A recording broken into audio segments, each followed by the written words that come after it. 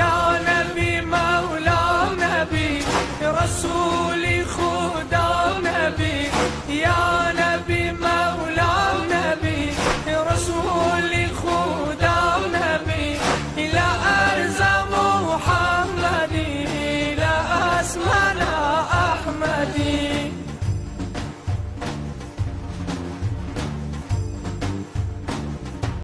مست و حیرانیم یا نبی شاهی مردانیم یا نبی هر بیادی تو یا نبی چاپر گریانیم یا نبی. اللهم صل على سيدنا محمد وعلى آله وصحبه وسلم. اللهم صل على حبيبنا محمد وعلى آله وصحبه وسلم. اللهم صل على شفيعنا محمد وعلى آله وصحبه وسلم. خۆشەویستان ئێستاش دەست دەکەین بە دابەشکردنی پرسیارەکانی پرۆژەی نەوبەهار بۆ ساڵی حوتەم لە پەرتووکی پۆرتێتینەوەیکی خاوەن بەها لە قەڵازێ لە یاریگای شەهید مامۆستا مەهدی بە بەشداربوونی خوشکان و برایان خۆشحاڵین کە ئەمڕۆ لە خزمەتی ئەم جەماعەتەداین کەناڵی نارتی سوار و پەیام و کەناڵی کوردانە زۆر خۆشحاڵین. ئێستاش پرسیارەکان دەکەینەوە بۆی کە هەمووتان بینەری پرسیارەکان بن ئینشاءڵڵا. پرسیارەکانیش 50 پرسیارە هەمووی هەڵبژاردەیە بەس پرسیاری کۆتایی پرسیارەکە بۆ چوونی خۆی دەنووسێ ئەو کەسەی کە ئەو کتێبەی خوێندوتەوە لەسەر کتێبەکە و لەسەر پرۆژەکە ئینشاءڵڵا. ئێمە هەموو ساڵە لە مانگی مەولودا الحەمدوللا ئەو چالاکیەمان هەیە ئەو پرۆژە خوای گەورە لە هەموو لایەکی قبوڵ کە مامۆستاگیان.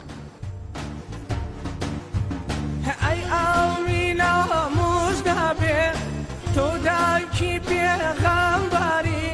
سەرچاوەی ئاوی حەیات دایکی ڕەسوولم نەبی.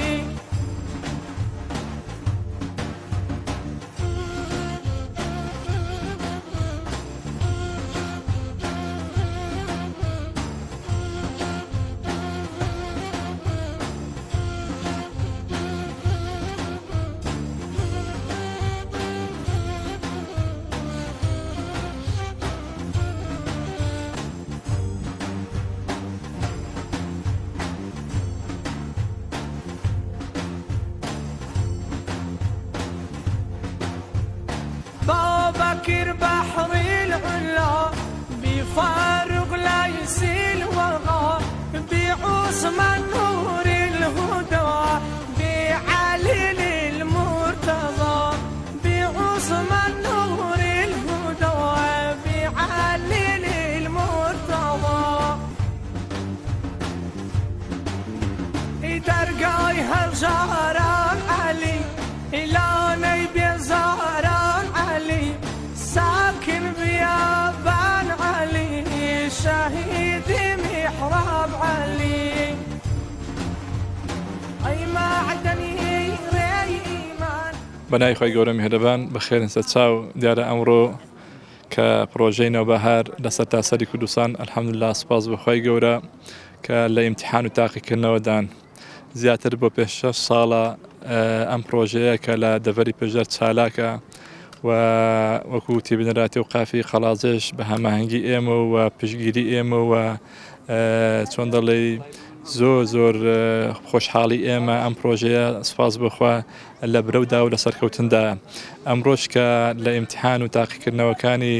ئەم پرۆژەی سیرەی پێغەمبەری خوا صلی الله علیه وسلم لە یادی لەدایکبوونی پێغەمبەری خوا مانگە لەمە پێشکەی ئەلان کراوە و ڕاگەیاندراوە کە هەر کەسێک فێرخواز و قوتابی خوێندکارێک دەیەوێت بەژاری ئەم پرۆژەیە بکە ئەوە لە سەرتاسەری کوردستان ناوی خۆی نووسیوە و ئەم ڕۆژ کە کۆتا ڕۆژ بە بۆ ناونەکە بۆ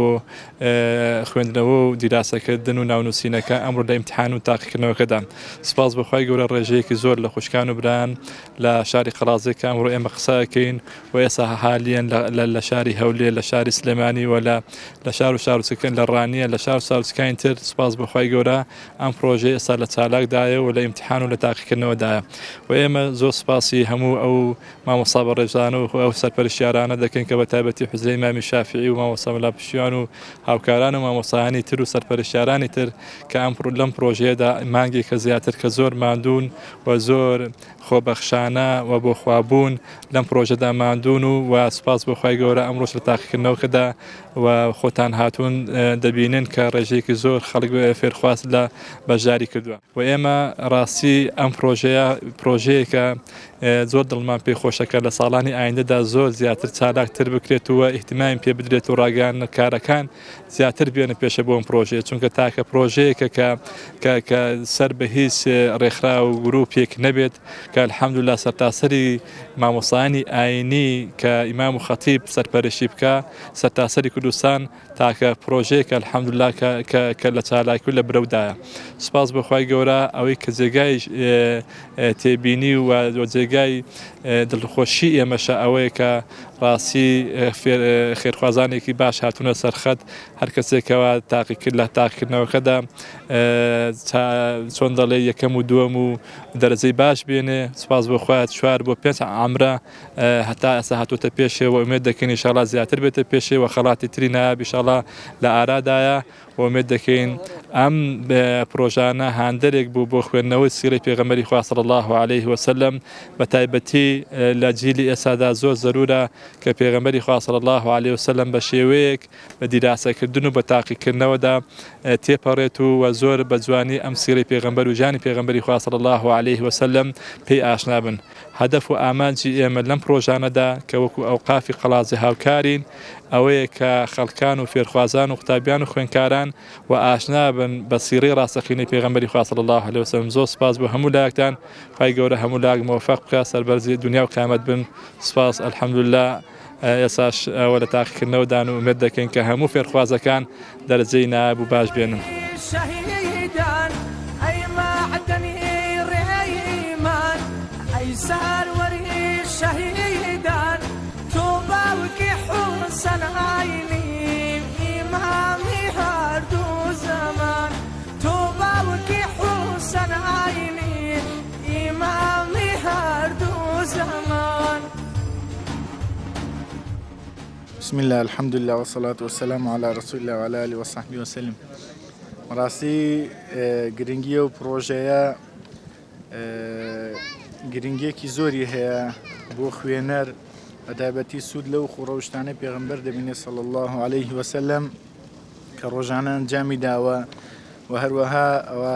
سەحابەکانیش کە لە خزمەتی دابوون و گوێڕایەڵی بوون و هەروەها بۆ ئێمەش دەبێتە دەرسێکی زۆر گەورە کە ئاوا شوێن فەرمانەکانی پێغەمبەر بکەین صلی الله عليه وسلم و شەو ڕۆژ لە خزمەتی دابین بە خوێندنەوە بێت و هەروەها بە دەورکردنەوە بێت بە خوێندن بێت. هەموو ساڵە بەشداری دەکەم ئینشاءالله خوا مقدر نەدا. حوتەمین ساڵە دەکرێتەوە، حوتەمین ساڵ دەکرێتەوە و چەند ساڵە بەشداری دەکەین و ئومێد وایە خوای گەورە عومرەشمان بەنسیب بکە ئینشاءالله.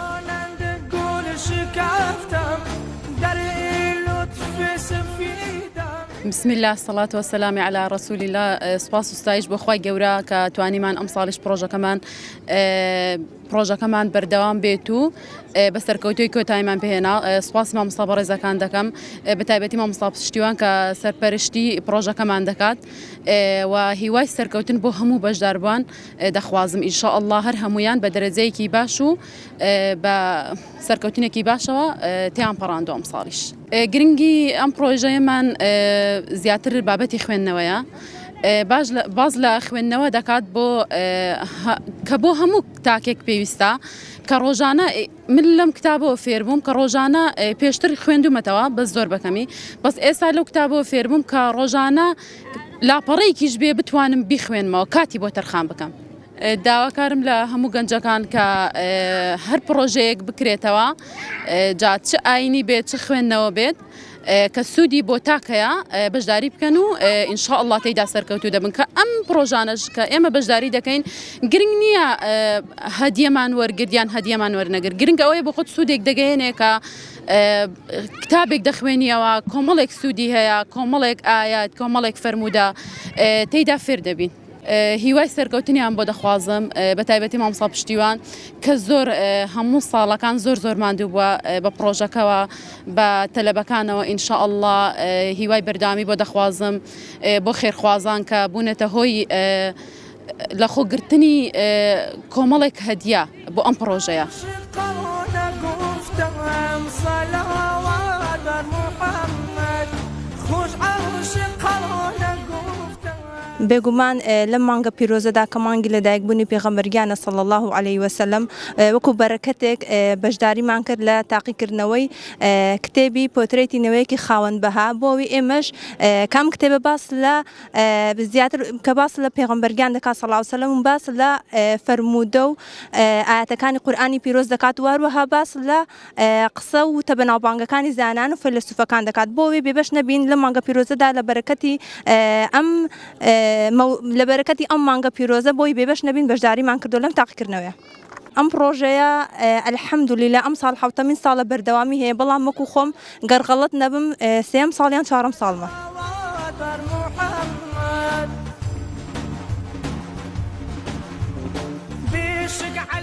بەڵام پرۆژەی مامۆستا پشتیوان قەڵازەی ئەوە بۆ سێم ساڵم بەشداری دەکەم وەکو خۆم.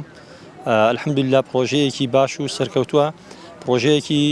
ساڵان لەسەر ژیاننامەی پێغەمبەر بوو عەلەیهی سەڵات وەسەلام. بەس ئەم ساڵ پرۆژەکەی گۆڕانکاریەکی تیا کردووە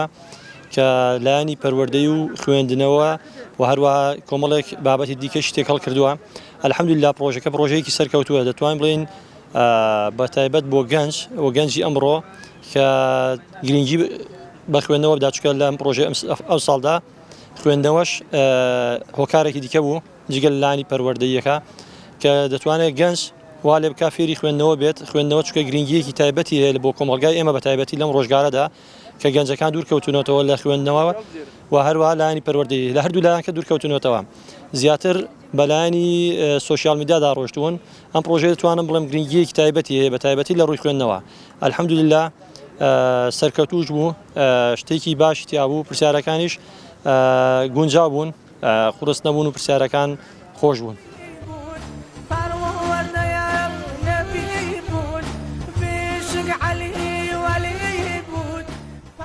بسم الله الرحمن الرحيم.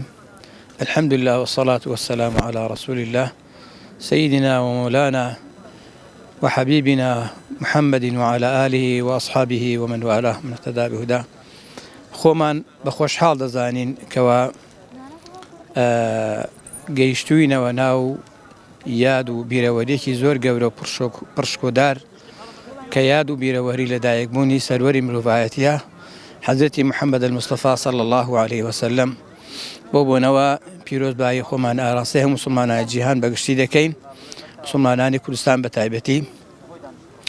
خۆی لە خۆیدا ئەو جۆرە پرۆژانە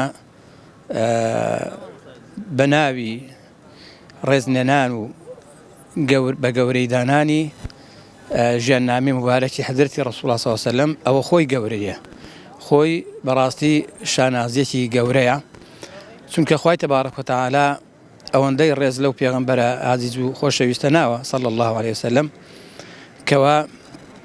تەماشا دەکەین خوای پەروەردگار سبحانه وتعالى لقرآن دا فرمويتي فالذين آمنوا به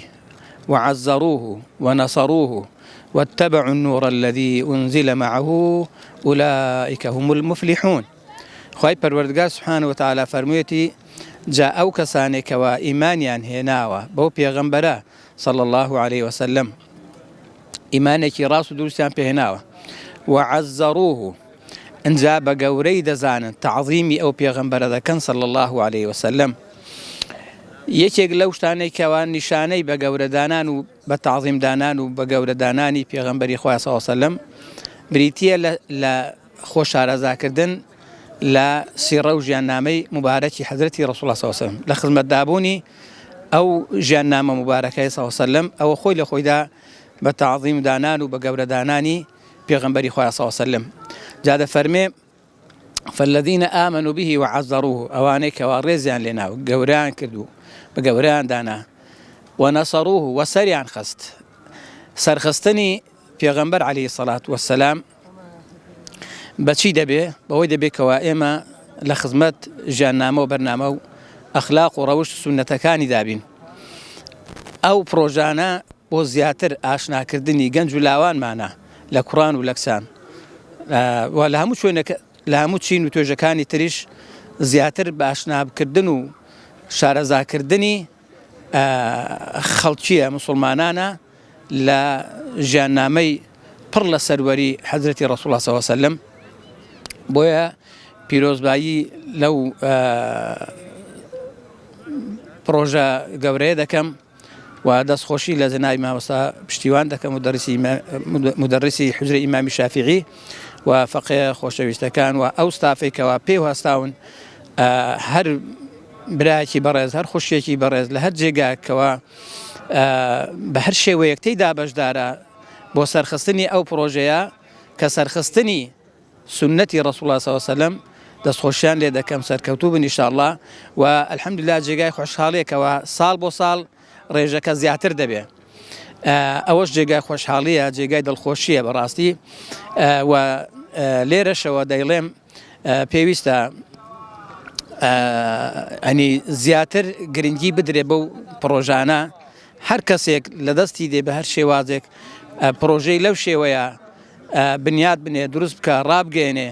بۆی خەڵکێکی زۆر لە دەورەی سیڕە و ژیاننامەی مبارەکی پێغەمبەری خوا صلی الله علیه و سلم کۆ بێتەوە. اینجا خوای تبارک وتعالى دواتر فەرمووی واتبعوا النور الذي أنزل معه ئەو ئیماندارانە شوێن ئەو نور و ڕۆشنایی و ڕووناکیە دەکەون کە دابەزیوە لەگەڵ ئەو پێغەمبەرە صلی الله علیه و سلم کە ئەویش قورئانی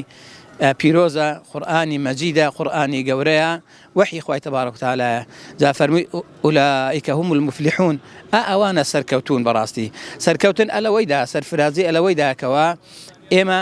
لە خزمەت ژیاننامەی مبارەکی پێغەمبەری خوا داوین صلی الله علیه و سلم لە جیاتی ئەوەی کەوە خەڵکانێک خۆیان مەشغوڵ و سەرخاڵ دەکەن بە شتی لاوەکی و دنیایی و شتی پرۆپوچەوە ئێمە خۆمان سەرخاڵ و مەشغوڵ دەکەین بە شتێک کەوە بەڕاستی گەورەترین شتە گەورەترین ئاماجە گەورەترین هۆکارە بۆ سەرکەوتن و سەرفرازبوون جا بۆیە داواکارم لە خوای پەروەردگار کەوە ئەو پرۆژانە بەردەوامیان هەبێ نەشونمای زیاتر بەخۆ بینن سەرکەوتنی زیاتر بەخۆ بین ئینشاءالله وتعالى دەستخۆش لێ ئێوەی بەڕێز و خۆشەویست دەکەم کەوە هەستاون بە ڕووماڵکردنی ئەو پرۆژەیە ئینشاءالله خوای پەروەردگار ئێوەش موفق بکە سەرکەوتوو بن ئینشاءالله وتعالى والسلام عليكم ورحمة الله وبركاته.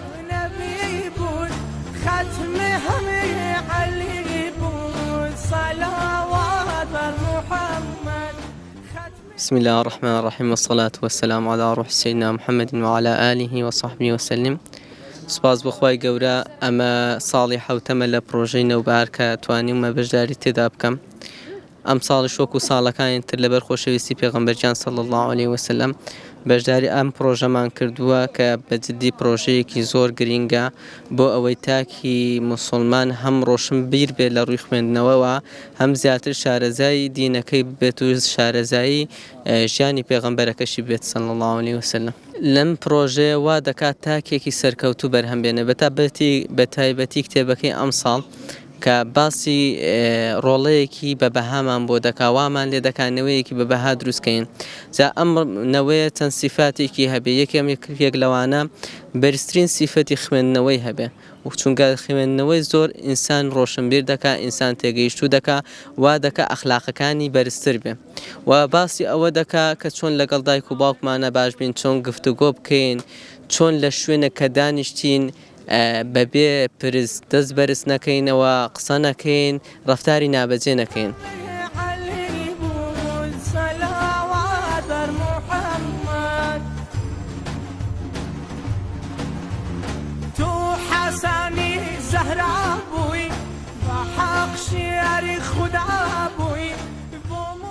السلام عليكم ورحمة الله وبركاته. من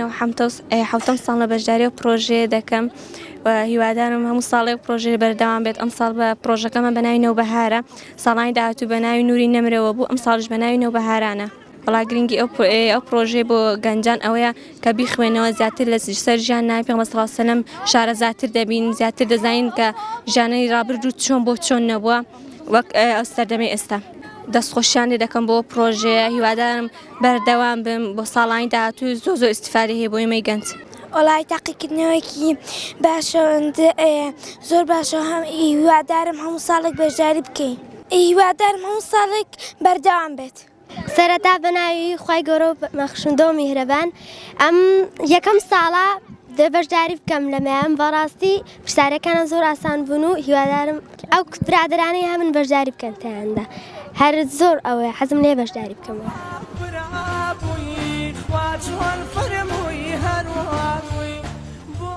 من کە وەک گەنجێک بەشداریم کردووە خۆشحاڵ بووم بەوەی کە بەشداریم کردووە لە پرۆژەدا چکە زۆر سوود دەگەێنێ بە گەنجی ئەو سەردەمەدا بۆ نەباس لە خوێندن دەکات چەند سوودە بە پێغەمبەری خوا صلی الله علیه و سلم لەگەڵ هاوڵەکانی چەند گریگیان داوە بە خوێندنەوە. ئینشاءالله هەموو ساڵ دەکرێتەوە. من وەک خۆم 6 ساڵە بەشداری دەکەم لەو پرۆژەیەدا وەروە زۆر سپاسی مام دەکەم مامەلا پشتیوان دەکەم لەگەڵ خێزانی دادەشادی کە ئەم پرۆژەی دانا بۆ ئەم گەزانێت تاکو سوودی لێ وەربگرن و لە ژیانیاندا بەکاری بێنەوە بوون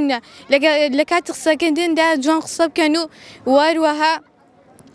کردار و ڕەوشیان جوان بکەن لەگەڵ پیراندا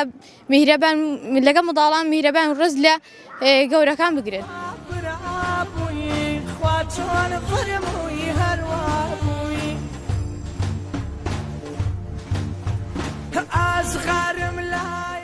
بسم الله الرحمن الرحيم الحمد لله رب العالمين وصلى الله وسلم على سيدنا محمد وعلى آله وأصحابه أجمعين. زۆر خۆشحاڵین کە ئەمڕۆ لە خزمەتی ئێوە داین کەناڵە بەڕێزەتان پرۆژەی بەهار و ساڵی حوتەم لە مانگی لەدایکبوونی خۆشەویستان صلی الله عليه وسلم. ئێمە وەکو سەرپەرشتیاری پرۆژە لە هەر چوار محافظەی کوردستان الحەمدولله بەشداربوومان هەیە کە لەم کاتێ ئێستادا سوپاس بەخوای گەورە تاقیکردنەوەکە ئەنجام ئەدەن. ئەم ساڵیش کتێبێکی تازەمان داناوە پۆرتێتی نەوەیکی خاوەن بەها کە بەشێکی باسی ڕەوەژوانی پێغەمبەر و نەرمونیانی پێغەمبەر دەکات صلی الله عليه وسلم. بەشێکی باسی گرنگی خوێندنەوەی کتێب دەکات کە ئەمڕۆ خۆتان دەزانن خەڵک بە زۆری سەری لە سوسیال میدیا و ئەو تۆڕە کۆمەڵاتیانەدا دوورکەوتۆ لە خوێندنەوەی کتێب و ئەم بابەتە زۆر گرنگە کە لەم کتێبێ باز دەکات کە خەڵک بگەڕێتەوە بەسەر کتێب خوێندنەوە. بەشێکی ئەم کتێبە باسی ڕازگۆیی باسی مافی دایک و باوک و کۆمەڵە بابەتی جوان دەکات کە ئەمڕۆ بۆ گەنج بۆ خوشکان بۆ ئەم جیلەی کە ئەمڕۆ لە ژیاندا پێویستە و ئێمە بۆچی بیرمان لەو پرۆژەیە کردۆ بە ئامانجێکی زۆر سەرەکی دەزانین لە مانگی مەولودا چالاکی زۆر ئەنجام دەدرێ بەڵام پێمان وایە ئەم جۆرە چالاکیانە لە باشترینی چالاکیەکان کە لە مانگی لەدایکبوون پێغەمبەری خوا صلی الله عليه وسلم ئەنجام بدرێ و ئێمە بیکەینە هەلێک فرسەتێک بۆ زیاتر ناساندنی پێغەمبەر صلی الله عليه وسلم زیاتر ڕەوشتە جوانەکانی شخصیت و کەساەتی پێغەمبەر صلی الله عليه وسلم. و هەروەها خۆتان دەزانن لە مانگی مەولودا خەڵکێک هەیە یاری ئەم یار و دۆستی ئەم مناسەباتانەیە خەڵکێکی شەیە نەیاری مناسباتی یادی لەدایکبوونی پێغەمبەر صلی الله عليه وسلم لە ڕێگەی کۆمەڵێک نمونەی ناشرین کە لە سوسیال میدیا بڵاو دەکرێتەوە یان لە بازاڕەکانە بڵاو دەکرێتەوە دانەوێت ئەم نمونانە بکەنە بەڵگەیەک بۆ ئەوەی کە ئەم مناسبانە نەکرێن بەڵام ببینینی ئەو مناسبانە ئەو جۆرە چالاکیانەی کە ئەمڕۆ ئەنجام دەدرێت کە کتێبێک دەخوێندرێتەوە دوایش ئەم هەموو خەڵکە بەشدار دەبێت گەر پرۆژەیەکی ئەوانە بێ ئەم خەڵکە چون کۆ دەبێتەوە بینینی ئەم پرۆژانە و ئەم چالاکیانە وەڵامێکی زۆر عەقڵانە و وجدانانەیە بۆ ئەو جۆرە کەسانە کە دەیانهەوێت ئەم پرۆژانە سارکەنەوە چونکی خۆتان دەزانن پێغەمبەریان صلی الله عليه وسلم فەرموویەتی بەلیغوا عنی وەلەو ئایە بگەێنە ئومەتەکەم با ئاەتێکیش بێ ئەمە باسی تەبلیغ دەکات پێغەمبەری خوا صلی الله عليه وسلم باسی کەیفیەت و میکانیزم و بڵاوکردنەوەی داوای نەکرد بەچی بیگەێنین علەمان دەفەرمون ئەمە نیشانەیە ئەوەیە کە پێغەمبەری خوا صلی الله عليه وسلم زانیوێتی بە نووری نوبوەت هەتا قیامەت ئامراز و وەسائلی خێر زۆر دەبن بۆ بڵاوکردنەوەی داوا و بانگەوازی و خزمەتکردن جا ئەم وەسائل و ئامرازانەی کەوا بەکاری دێنین بۆ خزمەتکردنی داوا و بانگەوازی تۆ هەر ناوێکی لێدەنەی کێشەمانە ناوی بۆ دادنەی سیمینار کەرنەڤاڵ ناوی بۆ دادنەی مەولود هەر ناوێکی لێدەنەی کێشەمان ناو نییە گرنگ ناوەڕۆکەکەیەتی بۆیە بەڕاستی ئەوانەی کە دایانهەوێت خەڵک لەم جۆرە پرۆژانە یان لەم جۆرە مناسبانە سارکەنەوە وابزانم لە ڕووی داوا و بانگەوازی زۆر لە دواون و خۆشیان ئەگە تەماشا بکەین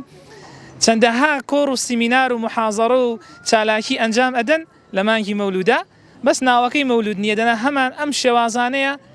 نە سەحابە کردوێتی نە پێغەمبەر صلی الله علیه وسلم کردوێتی هیچ دەلیلێکی سەریحیشی لەسەر نییە و پێشیان شتێکی شەرعیە بەڵام ئەگە مسلمانان ئەم جۆرە مناسبانە بکەن تەنها بە ناوی پێغەمبەرەوە بێ صلی الله علیه وسلم بە ناوی مەولودەوە بێ دژاتی دەکەن لەبەرەوە ئێمە وەکو پرۆژەی نەوبەهار الحەمدولله کۆمەڵە خەڵاتی جوانیشمان